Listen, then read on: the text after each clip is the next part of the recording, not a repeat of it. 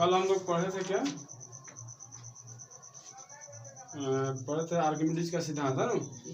तो उसमें हम लोग पढ़ लिए थे कहाँ तक बताओगे थोड़ा। वस्तु का प्लवन है ना। तो उसका 4 गो रीजन बताए थे। वस्तु जल में तैरती है और डूब जाने वाली वस्तुओं के चर्चा नहीं हुआ था, हो चुका है ना। तो अब है कि द्रव की मतलब उपलब्धता का उपयोग, ठीक है। इसका हम लोग उपयोग करते हैं, समझ में। तो कैसे उपयोग करते हैं देखते हैं। जैसे मान लेते हैं कि जहाज होता है, जहाज बहुत बड़ा अथी होता है। जैसे मान लीजिए जहाज की बात करते हैं, जहाज, और हम बात कर लेते हैं कांटी। इन दोनों में मतलब कौन बड़ा है? जहाज बड़ा है, ठीक है। और इसका आयतन काफी मतलब उसका जो क्षेत्रफल काफी ज्यादा होता है, ठीक है। क्षेत्रफल ज्यादा होता है, जहाज का क्षेत्रफल ज्यादा होता है। इसका क्षेत्रफल बहुत बड़ा मतलब विंग स्ट्रक्चर होता है इसका, नहीं बहुत बड़ा स्ट्रक्चर होता है जहाज का। तो इसका क्षेत्रफल ज्यादा होने के कारण उस पर उत्प्लावन बल नीचे से ज्यादा लगता है। उत्प्लावन बल ज्यादा होता है जिसके कारण उसका मतलब वह डूब नहीं पाता है। और लोहे का घन तो पानी के घनत्व से क्या होता है? अधिक होता है, ठीक है। लोहे का घन तो पानी के घनत्व से क्या होता है? अधिक होता है। इसीलिए लोहे का सुई या कांटी पानी में क्या होता है? डूब जाता है। समझ में आया। बट एक बात होती है क्षेत्रफल। अगर हम उसी को लोहा को, जिस कांटी को आप डुबा रहे हो, ठीक है, अगर उसके क्षेत्रफल को हम बड़ा कर दें, जैसे लोहा के कढ़ाई भी तो होता है ना। लोहा के कढ़ाई होता है तो वो तो नहीं डूबता है। वो डूबता है क्या? नहीं डूबता है। वो इसलिए नहीं डूबता है क्योंकि उसका क्षेत्रफल ज्यादा होता है। और लोहा के कांटी जो होता है उसका क्षेत्रफल क्या होता है? कम होता है। तो क्षेत्रफल कम होगा तो उत्प्लावन बल क्या होगा? कम लगेगा, जिसके कारण वह नीचे डूब जाता है। और वही लोहा का जो कढ़ाई होता है वह उसका क्षेत्रफल काफी ज्यादा होता है, जिसके कारण उस पर उत्प्लावन बल ज्यादा लगता है, जिसके कारण वह डूब नहीं पाता है, ठीक है। तो वही कह रहा है कि लोहा तो डूब जाता है यदि अगर लोहे के टुकड़े को पीट कर उसे नाव के आकार दे दिया जाए। नाव के आकार या कढ़ाई के आकार जो होता है, जैसे छिपा के आकार। छिपा को देखते हैं पानी में डूबता है क्या? नहीं डूबता है। जब तक उसमें पानी भरे नहीं तब तक वह नहीं डूबता। देखिए अब पानी भर जाता है तो क्यों डूब जाता है? सपोज दैट कि अगर पानी, देखिए एक्चुअली लोहा का घनत्व तो वैसे ही अधिक होता है ना, ऐसे ही इसका घनत्व तो अधिक होता है। लेकिन जब इसमें हम पानी, इसको जब हम इसको पानी की सतह पर फेंकते हैं तो ऊपर छताते रहता है, ठीक है। ये छताता रहता है क्योंकि इसके अंदर उसके ऊपर कौन बल का कार्य करता रहता है? उत्प्लावन बल कार्य करता रहता है। उत्प्लावन बल कार्य करता रहता है जिसके कारण ये ऊपर छताते रहता है। लेकिन अगर गलती से पानी इसके अंदर भर रहा है तो अगर ज्यादा भर जाएगा, आवश्यकता से ज्यादा भर जाएगा तो क्या हो जाएगा? यह डूब जाएगा। क्या हो जाएगा? डूब जाएगा, ठीक है। पानी अगर आवश्यकता से अधिक अगर डूब जाता है और उसमें रह जाता है तो वो क्या हो जाएगा? डूब जाएगा। इसलिए अब बात कर लेते हैं थोड़ा सा मनुष्य का पानी में तैरना, ठीक है। मनुष्य के पानी में तैरना। तो मनुष्य के शरीर का घनत्व पानी के घनत्व से कम होता है। मनुष्य का जो शरीर होता है, मनुष्य का जो ये शरीर है आपका, मान लीजिए आप शरीर है और आप पानी में जो ऐसे पानी में से फ्लैट होकर तैरते हैं जी, ऐसे फ्लैट होकर तैरते हैं तो इस पे आपका क्या होता है? चारों तरफ क्या लगता है? उत्प्लावन बल लगता है। एक्चुअली पानी का घनत्व से शरीर का घनत्व क्या होता है? कम होता है, जिसकी वजह से आप आसानी से तैर लेते हैं, ठीक है। पानी में आप आसानी से तैर लेते हैं। किंतु हमारा जो सर होता है, हेड, ये आपका जो बड़ा सा मुंडी होता है 1.5 किलो का, कितना होता है? 1.5 kg का होता है मुंडी। 1.5 kg का जो मुंडी होता है इसका घनत्व तो पानी के घनत्व से क्या होता है? ज्यादा होता है, जिसके कारण डूब जाता है आदमी। तो जब आदमी डूबता है तो देखिएगा, आदमी जब डूब जाता है पानी में और वो मरने के बाद छताता है पानी में, छताता है ना, तो देखिएगा वह मूड़ी नीचे रहता है और देह ऊपर छताता है। ऐसे कभी देखे हैं कि नहीं देखे हैं? नहीं देखे। ऐसा आपके सामने केस नहीं आया, लेकिन जब भी देखिएगा आप फिल्म वगैरह में देख लीजिएगा, ठीक है। जब पानी में जब कोई आदमी डूब जाता है और उसको ज़्यादा देर हो जाता है डूबे हुए, तो उसका मुंडी नीचे अंदर पानी के अंदर नीचे रहता है, ठीक है। और मूड़ी अति शरीर क्या रहता है, पानी में छता रहता है, ठीक है, छताता है, और मूड़ी नीचे डूबा हुआ रहता है। क्योंकि मूड़ी का क्यों डूबा रहता है, मूड़ी का घनत्व जो सर होता है हमारा हेड, इस हेड का घनत्व क्या होता है, पानी के घनत्व से अधिक होता है।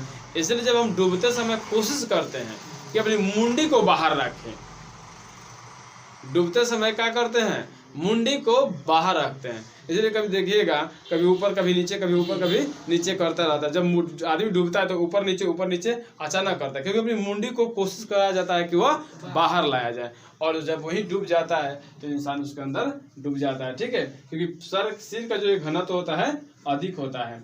इसलिए मनुष्य पानी में डूबने लगता है तो सिर को पानी से बाहर रखते हुए पानी में गतिशील होकर तैरना ही, मतलब गतिशील होना ही क्या कहलाता है, तैरना कहलाता है, ठीक है। तो समझ में आ रहा है बात को कि इधर ये लिखाने वाला बात नहीं है, इसको बस समझने वाला बात है कि आदमी का शरीर का घनत्व तो क्या होता है, पानी के घनत्व से क्या होता है, कम होता है। अगर चाहेंगे तो आप लिख सकते हैं इस बात को, लेकिन लिखने वाली बात नहीं है, आप दिमाग पे इसको रख सकते हैं, छोटा छोटा बात सर।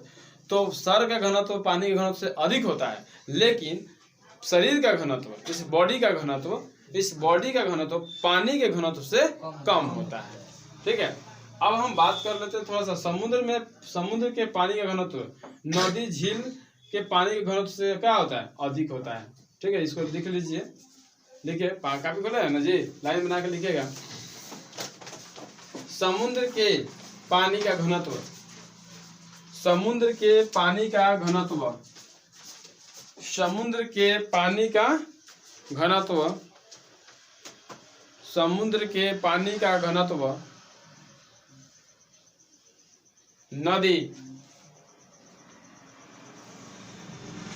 नदी या झील के पानी से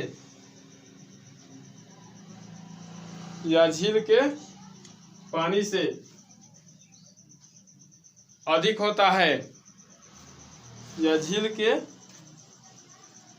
पानी से अधिक होता है।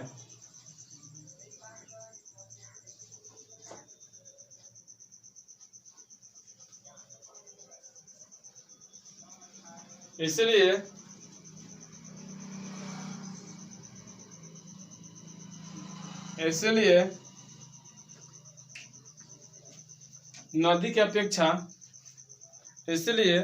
नदी के अपेक्षा समुद्र में तैरना आसान होता है,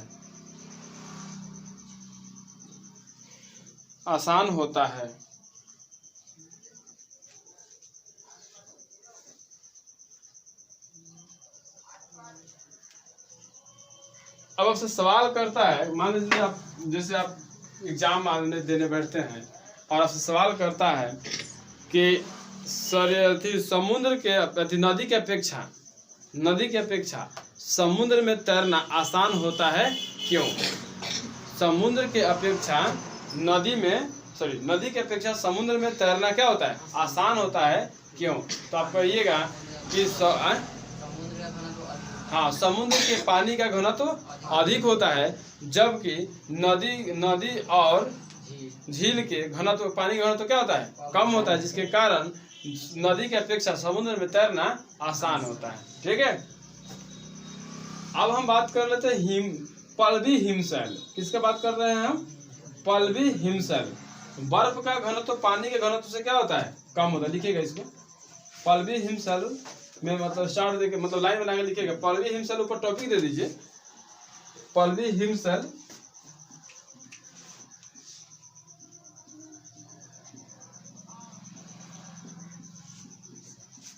पल्लवी हिमशैल, ठीक है। पल्लवी हिमशैल ऊपर टॉपिक दे दीजिए और नीचे लाइन बना के लिखिएगा। बर्फ का घनत्व पानी के घनत्व से कम होता है। बर्फ का घनत्व पानी के घनत्व से कम होता है। बर्फ का घनत्व पानी के घनत्व से कम होता है, ठीक है।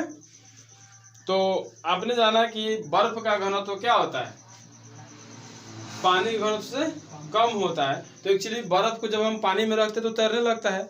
आपने देखा होगा जब आप पेप्सी वगैरह पिए होंगे तो उसमें जो होता है बर्फ का टुकड़ा डाला जाता है ना।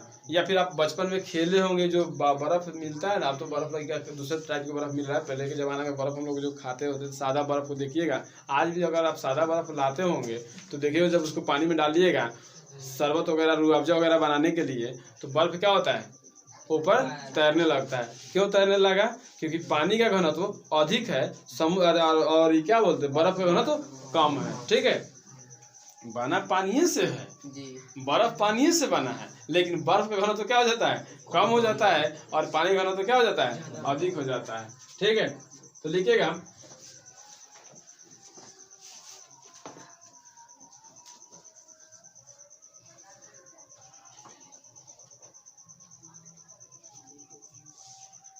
अगर लिखिएगा बर्फ, बर्फ लाइन बना के लिखिएगा बाबू, बर्फ को पलवन करने के लिए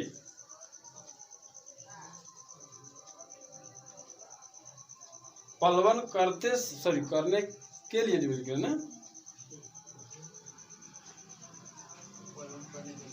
पलवन करने के लिए बर्फ का 11/12 भाग 11/12 भाग 11/12 भाग पानी के अंदर होता है, पानी के अंदर होता है, पानी के अंदर होता है, जबकि 1/12 भाग जबकि 1/12 भाग पानी से बाहर होता है, बाहर होता है, पानी से बाहर होता है। 1/12 भाग पानी से बाहर होता है, तब जाके पल्लवी हिमशैल जो होता है बर्फ पानी में। समुद्र हिमशैल क्या मतलब होता है कि समुद्र में बर्फ जम जाता है जहाँ ज़्यादा ठंडा होता है। ठीक है, जहाँ ज़्यादा ठंडा होता है वो क्या होता है बर्फ जम जाता है, तो वह उसमें क्या होता है ऊपर नीचे करते रहता है, वो दिखाई नहीं देता है। अब 1/12 भाग तो दिख रहा है आपको, है कि नहीं, और 11/12 भाग क्या है नीचे डूबा हुआ है, पानी के अंदर डूबा हुआ है, तो आपको दिखेगा नहीं दिखेगा। इसलिए उस भाग को जो होता है, उस भाग को जो 1/12 भाग जो होता है, उसको जब जहाज चलती है समुद्र के अंदर, जब जहाज चलती है तो उस पल्लवी हिमशैल को पता लगाना मुश्किल हो जाता है। ठीक है, कभी कभी उससे टकरा भी जाता है, तो उसी को पता लगाने के लिए हमारे जहाज के नीचे सोनार लगा होता है। क्या लगा होता है? सोनार। तो उसके प्रतिध्वनि से, किससे? प्रतिध्वनि से हमें पता चलता है कि आगे या तो कोई पहाड़ है या फिर बर्फ का पहाड़ है, ठीक है, या बहुत बड़ा जानवर है, समुद्री जानवर जो बहुत बड़ा है, आगे जाना खतरे से खाली नहीं है। इसीलिए जहाज को दूर से ही पता चल जाता है, सोनार के माध्यम से दूर से ही पता चल जाता है कि हमको उधर नहीं जाना चाहिए, या फिर अपनी दिशा को डाइवर्ट करना चाहिए, या फिर थोड़ा देर इसी में ठहरना चाहिए। ठीक है, तो इस तरह की घटना हुआ था ठंडे प्रदेश में। बर्फ की बड़ी बड़ी चट्टानें जिसे पल्लवी हिमशैल कहा जाता है। पल्लवी हिमशैल के मतलब बर्फ की चट्टान को पल्लवी हिमशैल कहा जाता है, जो तो ठंडे प्रदेश में होता है। ठंडे प्रदेश में समुद्र के पानी पर पलवन करते रहती है, क्योंकि इसका 1/9 भाग पानी से बाहर रहता है। कितना भाग? 1/9 भाग पानी से बाहर रहता है। इसीलिए घने कोहरे या रात के समय जहाज को इसे टकराने का खतरा बना रहता है। ठीक है, जहाज को इसे टकराने का खतरा क्या होता है? बना रहता है। और आदमी, क्योंकि रात में कोहरा जो होता है, धुंध जो जिसको बोलते हैं, उस धुंध में कुछ दिखता है क्या? अगर आप ही रास्ते में चल रहे हैं ना, और रास्ते में जा रहे हैं, खूब अभी अनहरिया मतलब धुंध के समय, ठंडी का समय आ गया, काफी ज्यादा धुंध है, तो आगे मतलब आपको मुश्किल से 10 मीटर भी आपको, जब ज़्यादा कोहरा हो जाता है, ज़्यादा धुंध आ जाता है, तो आपको मुश्किल से 10 मीटर भी आगे नहीं दिखता है क्या? उस समय बाइक चलाना इतना मुश्किल होता है कि मत समझिए।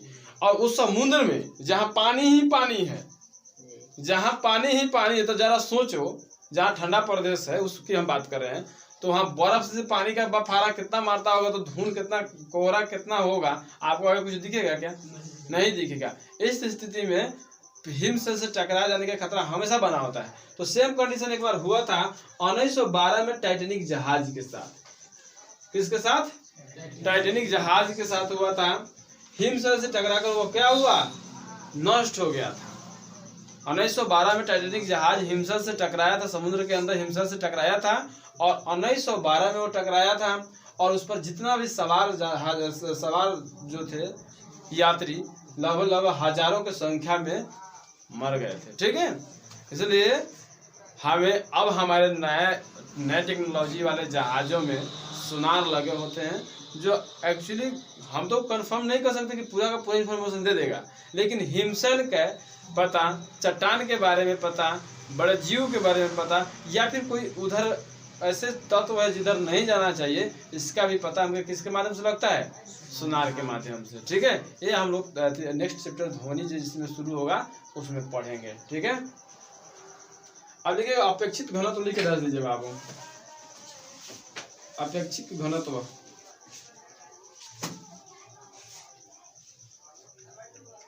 अपेक्षित घनत्व लिख के डाल दीजिए। हो गया? लिखिए।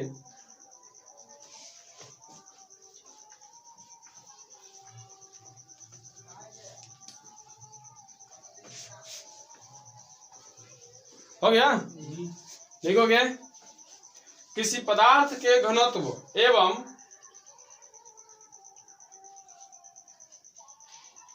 किसी पदार्थ के घनत्व एवं परमाणिक घनत्व के अनुपात को, परमाणिक घनत्व के अनुपात को, परमाणिक घनत्व के, पदार्थ के घनत्व के अनुपात को उस पदार्थ का अपेक्षित घनत्व कहते हैं। उस पदार्थ का अपेक्षित घनत्व कहते हैं। ठीक है,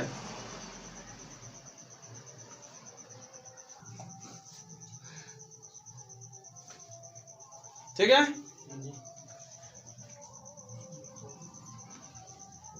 अपेक्षित घनत्व, एक सेकेंड,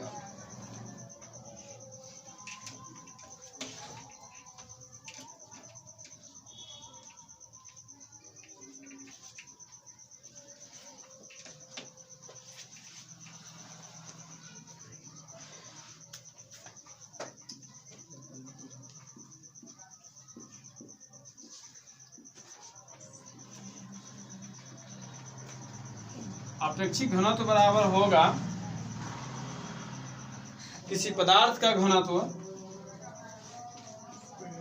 किसी पदार्थ का घनत्व बटा परमाणिक पदार्थ का घनत्व।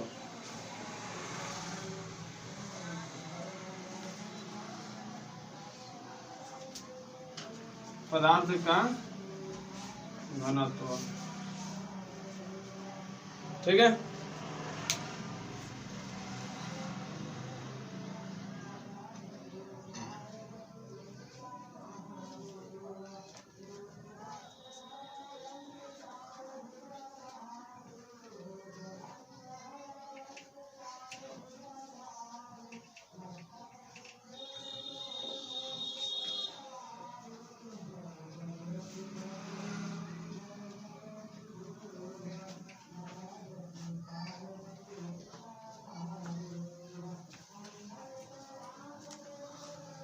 अपेक्षित घनत्व का होता है, लिखिएगा, अपेक्षित घनत्व का,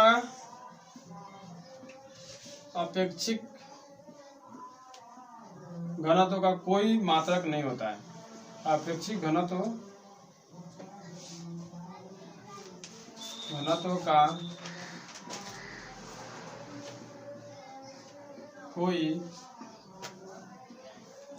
मात्रक नहीं होता है,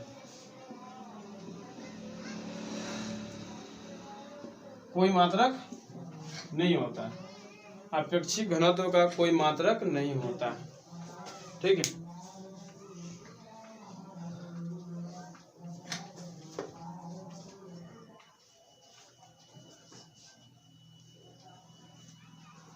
तो याद रखिएगा, एक और लाइन बना के लिखिएगा,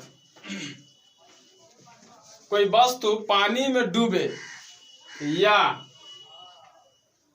तैरे, कोई वस्तु पानी में डूबे या तैरे,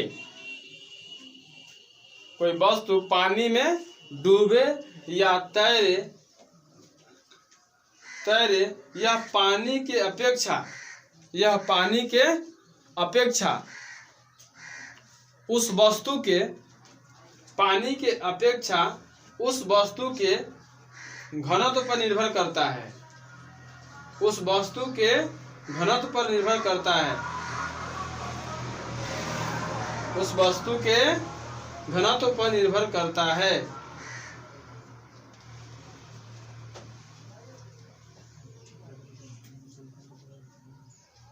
किस पर निर्भर करता है बाबू?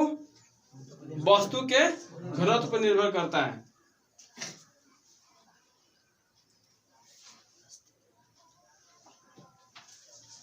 तो लिखिएगा,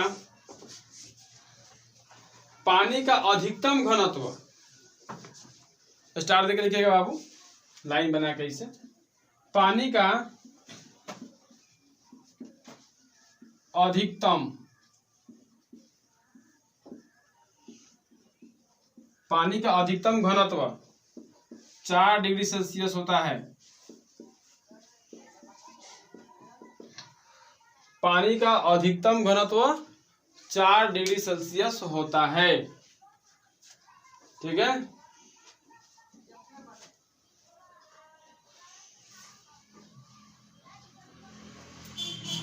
याद रहेगा।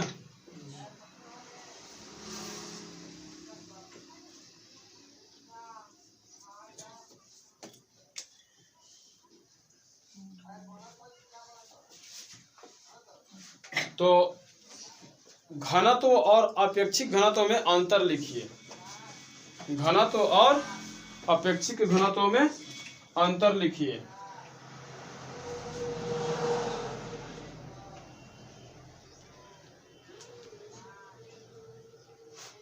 घनत्व और अपेक्षिक घनत्व में अंतर।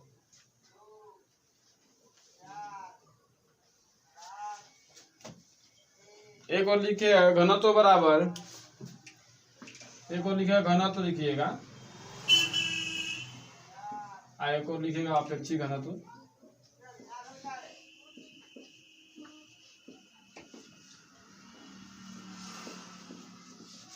इस तरह से लिख दीजिए, एक में लिखिए घनत्व बराबर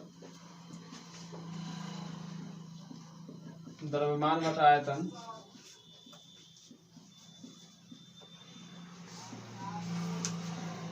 और अपेक्षिक घनत्व बराबर वस्तु का घनत्व बटा पानी का घनत्व। यहाँ लिख दीजिएगा, अपेक्षिक घनत्व बराबर वस्तु का घनत्व, वस्तु के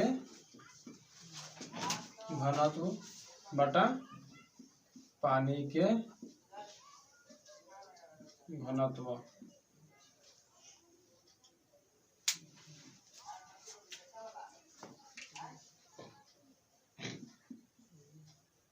इसका मात्रक होता है, इसका मात्रक होता है, कितना होता है? Kilogram metre cube. कितना होता है? किलोग्राम पर metre cube.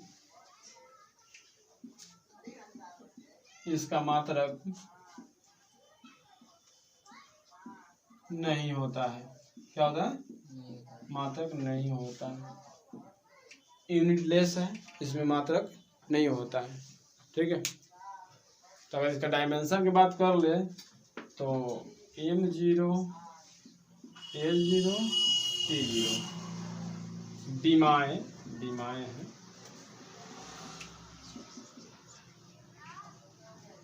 M0 L0 T0, ये बाद में पढ़िएगा आप लोग। कट गया?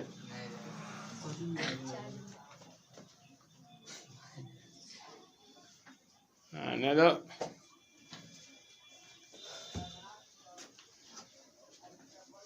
हो गया।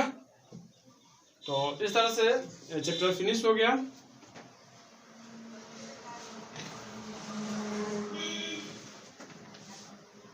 इसका न्यूमेरिकल देख के आइएगा लोग, कोशिश करिएगा कि बना के भी आए।